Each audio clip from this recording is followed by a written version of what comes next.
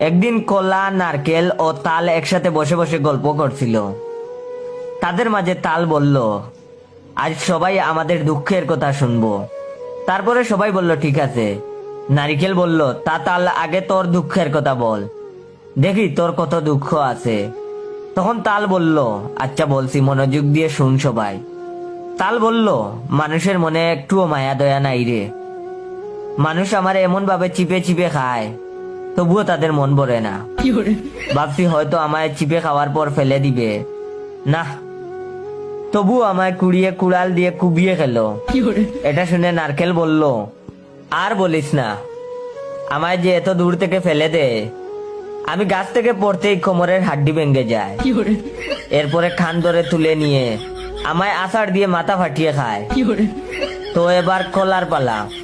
তখন কলা বলল, আমার মান সম্মান বলতে কিছু নাই রে ভাই।